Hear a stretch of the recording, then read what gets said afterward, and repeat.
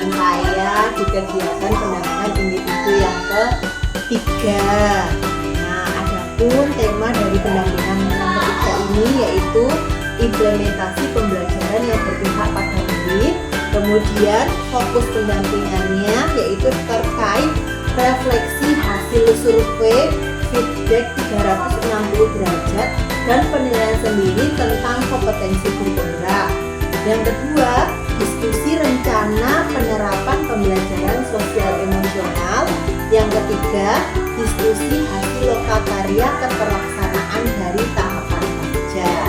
Ya, saya ingin mengingatkan lagi nih Pak, untuk yang instrumennya kemarin sudah diupload semua ya? Ya, sudah. Sudah ya? Oke, sudah dilihat juga ya isiannya atau feedback dari teman-teman?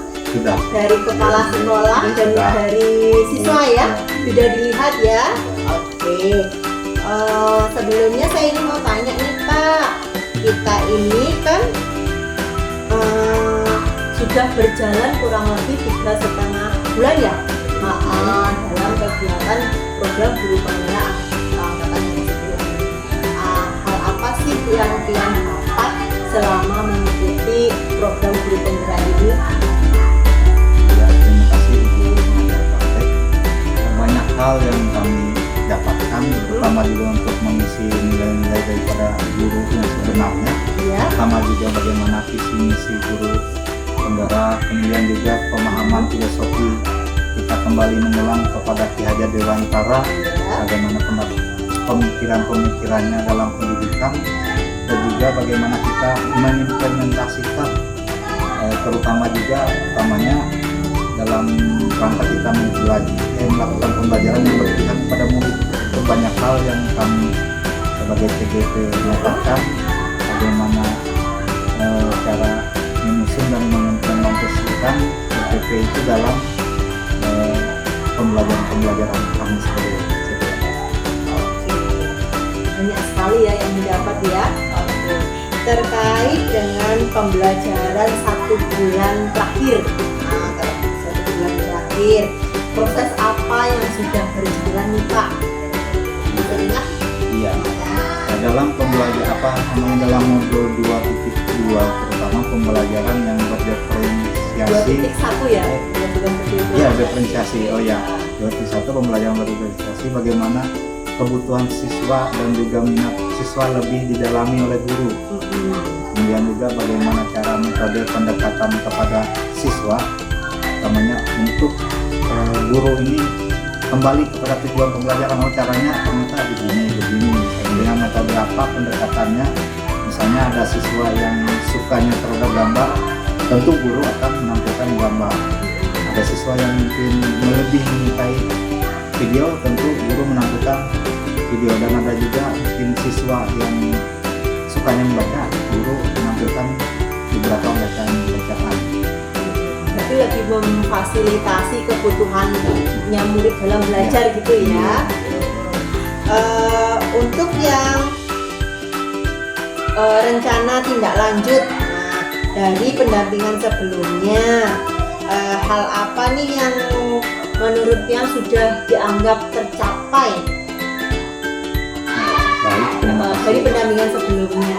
Banyak betul masukan, saran, dan juga kritikan kepada saya, terutama dari Ibu pengajar praktek, dan juga ada feedback dari 360 rekan guru ini, kepala sekolah juga siswa kemarin. Tentu itu akan memberikan penguatan kepada saya bagaimana tentunya menjalankan daripada pembelajaran kepada murid ini yang lebih baik dan juga lebih tertuntun, lebih baik ke depannya, bagaimana juga rencana pelaksanaan pembelajaran yang banyak sekali masukan baik dari Ibu pengajar praktek dan juga dari rekan-rekan guru.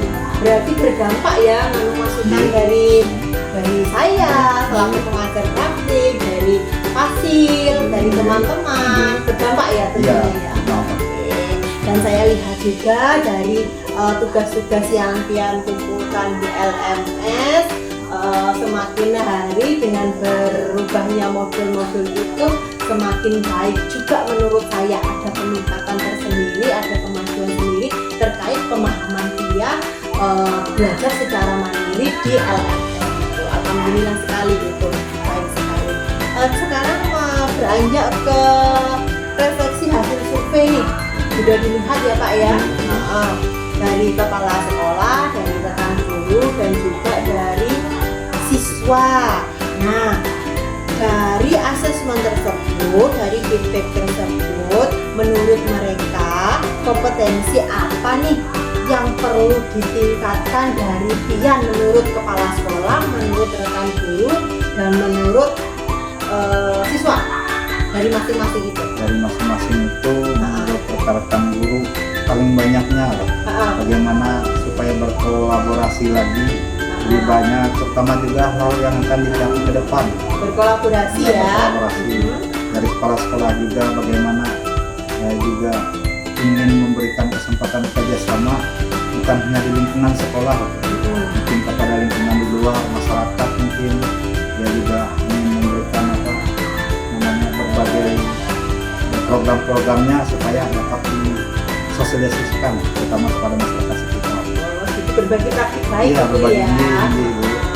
Untuk yang dari siswanya apa sih kompetensi yang mereka harapkan lebih ada di diri Pian? Baik, dari siswa terutama mungkin cukup baik katanya dari feedback yang ada, cuma paling waktu-waktu pembelajaran lah sepertinya agak kurang puas menurut murid. Begitu. Jadi kami sepertinya masih kembali kepada kurikulum 13 kan mengejar tujuan pembelajaran. Jadi ada perubahan saya lihat dalam terutama di guru penggerak ini, bukan waktu yang kita padatkan tetapi juga tujuan pembelajaran yang paling penting kita capai ya, Oke, dari feedback yang mereka berikan tadi seperti rekan guru, intinya Pian lebih bisa berkolaborasi. Untuk kepala sekolah kurang lebih sama ya, bisa berbagi praktik baik juga. Terus untuk yang siswa tadi terkait waktu Pian agar lebih lama untuk bisa memfasilitasi mereka dalam belajar. Rencananya nih Pak, agar kompetensi atau harapan-harapan mereka terwujud, apa yang akan Pian lakukan? Baik, mungkin dalam satu bulan ke depan banyak beberapa hal yang akan kami, pertama kemarin juga sudah beberapa hari yang lalu kami mungkin diskusi saja masalah diferensiasi ini. Jadi itu hal-hal yang pertama yang kami lakukan, pertama kepada rekan-rekan guru dalam rekan-rekan murid nanti ini kami bilang beberapa minggu ke depan ini akan ya dalam satu tujuan pembelajaran mungkin 2 atau 3 hari lah kami dilakukannya tujuan pembelajaran dapat tercapai kepada guru. Kira-kira dari rencana perubahan tersebut, kira-kira siapa yang ingin dilibatkan agar kompetensi Pian sebagai guru penggerak dan juga harapan mereka itu bisa tercapai? Siapa yang perlu dilibatkan? Banyak pihak terutama yang perlu segera dilibatkan, terutama nanti bapak kepala sekolah dan juga rekan-rekan guru dalam hal seperti Ibu pengajar praktek katakan tadi, berbagi praktik baik terutama di dalam sekolah. Berarti kepala sekolah juga terlibat, rekan guru juga harus terlibat gitu ya, dan juga siswa. Oke, sekarang terkait kita kemarin sudah belajar terkait modul 2.2, yaitu pembelajaran sosial emosional ya. Masih ingat ya Pak ya? Dari kemarin masih banyak namanya lah. Nah, apa nih yang sudah Pian rencanakan terkait pembelajaran sosial emosional yang akan diterapkan di kelas Pian?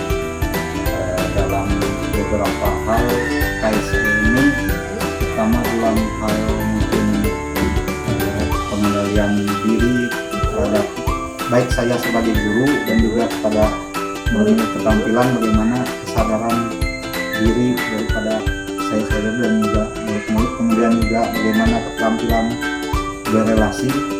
Misalnya satu contoh mungkin nanti akan lebih banyak diadakan kerja kelompok misalnya. Gitu ya, berdiskusi ya mereka ya.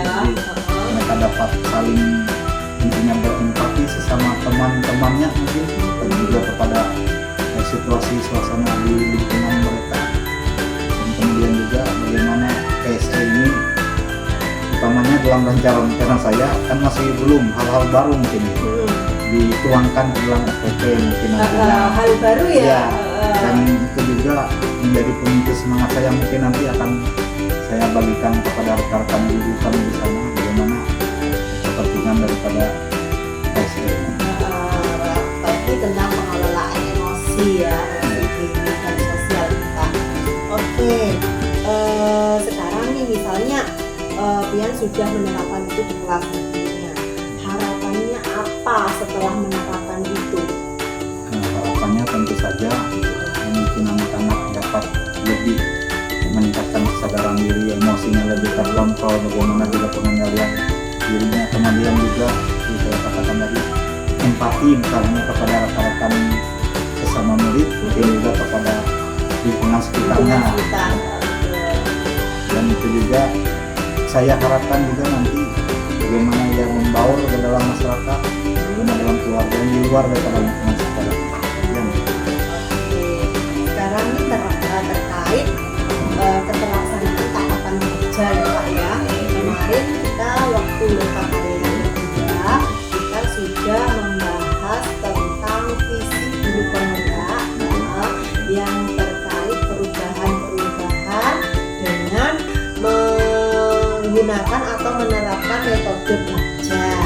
Nah, setelah penerapan metode belajar, bagaimana perubahan pada diri Pian ini?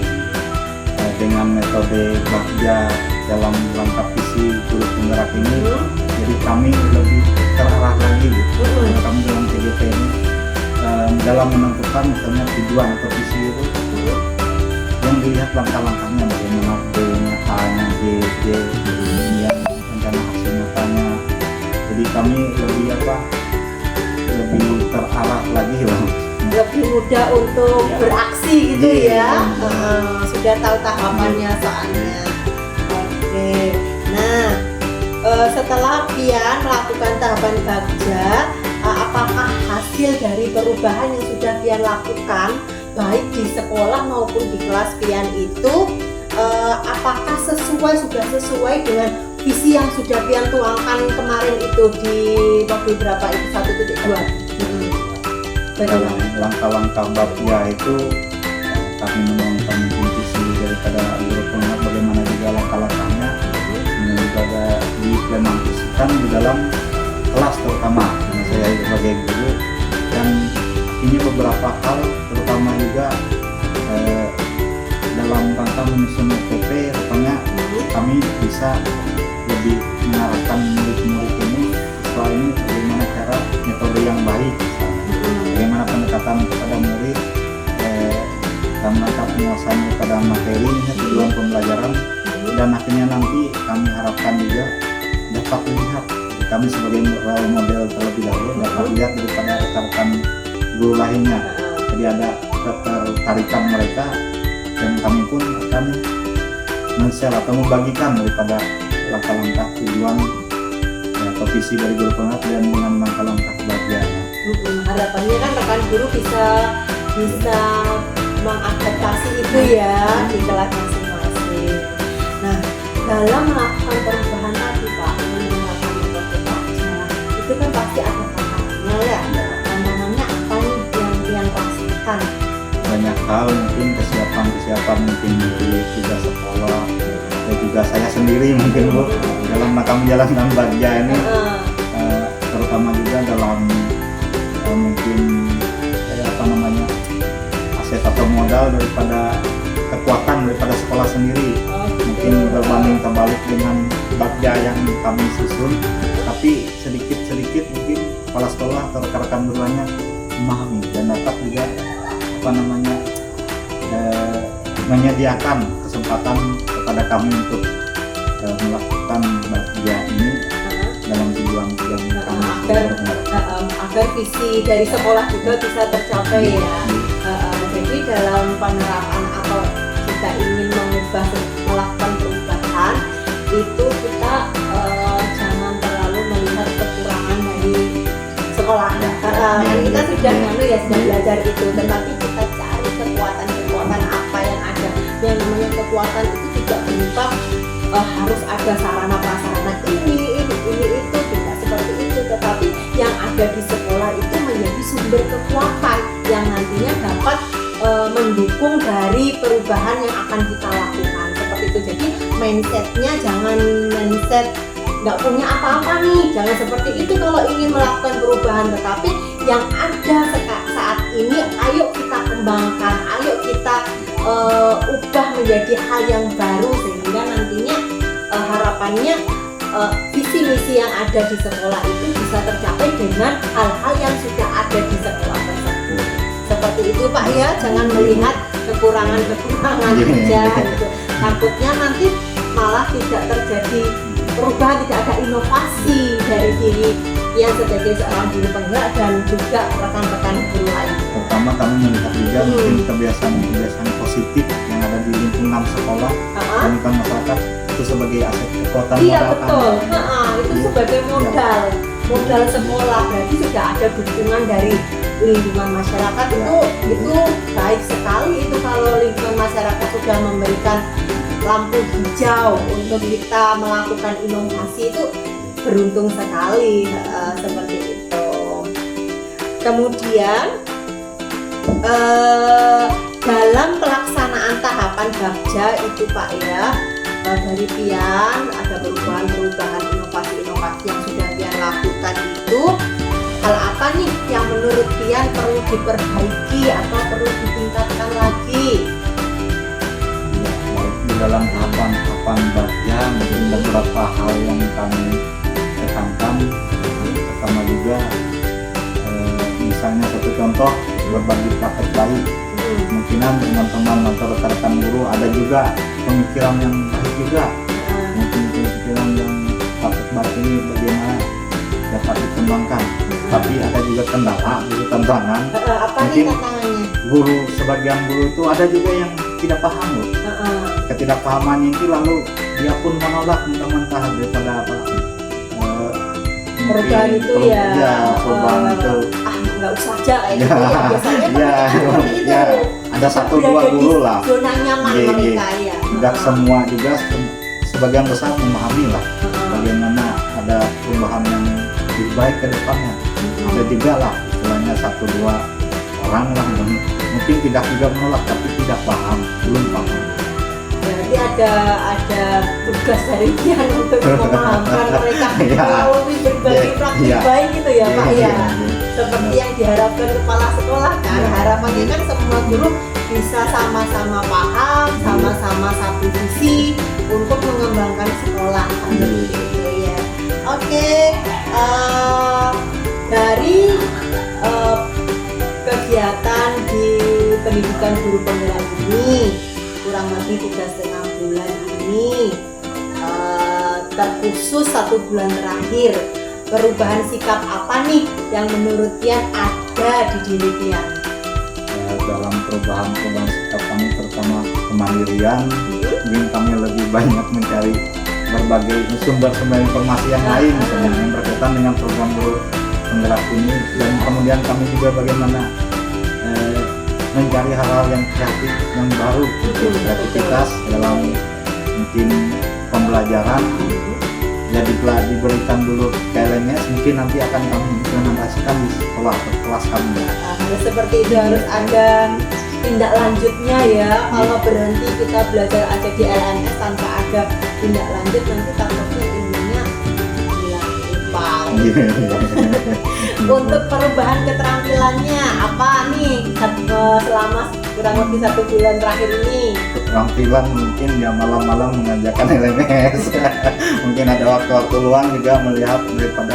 Berarti manajemen waktu ya? Keterampilan manajemen waktu ya? Manajemen waktu juga kayaknya ada perubahan dari saya secara pribadi, harus cepatlah mengerjakan daripada LMS. Sudah saya lihat 1 bulan terakhir, alhamdulillah saya tidak mengejar Pian untuk mengerjakan tugas, meskipun kemarin agak lupa ya mungkin ya, harus diingatkan. Harapannya untuk kedepannya juga keterampilan dalam memanage waktu itu bisa lebih ditingkatkan lagi supaya nantinya tidak hanya saat Pian menjadi JGT saja, tetapi ketika sudah selesai atau lulus dari program guru penggerak ini manajemen waktunya juga akan menjadi lebih baik lagi. Seperti itu ya Pak ya. Kemudian Pak, dari kegiatan pendampingan sekarang ini, pendampingan individu yang ketiga ini, menurut Kian, apa hal-hal yang perlu ada nih untuk pendampingan selanjutnya? Oke, sudah baik. Dan mungkin seperti kata Ibu lagi, mungkin melihat kembali modul-modul yang sudah kami lewati, supaya nanti tidak hanya kami baca dan lewat, tapi kami ingat terus. Dari tadi mungkin melalui Bakya saya hampir lupa ya. Ya, bagaimana Bakya? Tapi mungkin karena kami sudah mengerjakannya dan juga Menerapkannya. ya kemarin kan Ibu juga datang sendiri mungkin dalam rangka memaparkan visi misi di sekolahnya daripada visi kami guru penggerak dan juga visi kelas-kelas. Jadi saya ya lengket lainnya. Oke, untuk kegiatan pendampingan hari ini menurut Kian, hal paling menarik apa nih dari proses pendampingan ini? Mungkin hal lebih menarik ketika ataupun saat Ibu mengajar praktek mengingat kembali mungkin modul-modul yang telah kami lewati. Itu yang pertama, kemudian yang kedua satu bulan inilah apa ilmu ataupun apa yang kami dapatkan, terutama materi yang telah kami pelajari. Itu yang paling menarik menurut saya. Apa yang sudah baik dan yang perlu diperbaiki dari kegiatan pendampingan ini? Sudah baik. Sebagai bahan refleksi saya nih, apa yang kurang menurut Kian? Sudah berjalan dengan sangat baik, terutama mungkin dengan rutinitas Ibu setiap bulan mungkin dalam jadwal PJT ini selalu mendampingi kami keseluruhan. Terima kasih. Oke, sama saya juga mohon maaf jika selama pendampingan kadang saya menjabri Kian, mengingatkan tugas-tugas, terus kadang memberikan umpan balik, tak apa. Kalau misalnya kurang berkenan ya saya mohon maaf, karena semata-mata itu untuk kebaikan Kian juga dalam mengikuti program kerelaan. Terima kasih banyak Bu sudah mengingatkan. Oke, mungkin untuk kegiatan pendampingan yang ketiga ini saya cukupkan, tetapi ini ada sedikit catatan Pak. Untuk pendampingan individu yang keempat, kita kan kegiatannya yaitu observasi ya, observasi pelaksanaan pembelajaran sosial emosional. Nah, di sini nanti Kian harus menyiapkan RPP-nya. RPP dengan unsur diferensiasi, ada KSE-nya, dan ada budaya positifnya. Nah, di situ nanti kita sepakati aja itu waktunya. Misalnya nanti ada yang perlu untuk dikomunikasikan terkait RPP-nya, bisa Kian langsung japri ke saya. Nanti kita sama-sama untuk mereview ulang dan mana yang perlu diperbaiki, mana yang sudah baik, seperti itu ya. Kemudian untuk pelaksanaan observasi itu dilaksanakan minimal 2 JP. Minimal 2 JP. Misalnya Pian mau lebih dari 2 JP nih karena materinya banyak, boleh aja. Tetap menyesuaikan dengan RPP yang ada. Kemudian jika kepala sekolah ingin ikut saat kegiatan observasi juga dipersilakan sebagai apa ya, biar mereka tahu juga bagaimana sih setelah Pian mengikuti calon guru penggerak ini, apa yang Pian dapat terus diterapkan di kelas biar mereka tahu juga, seperti itu. Ada yang ditanyakan Pak? Cukup ya. Cukup? Oke. Demikian yang dapat saya sampaikan dan saya akhiri kegiatan pendampingan yang ketiga ini. Nanti kita bertemu di kegiatan lokal karya yang ketiga ya, hari Sabtu. Siap ya? Oke.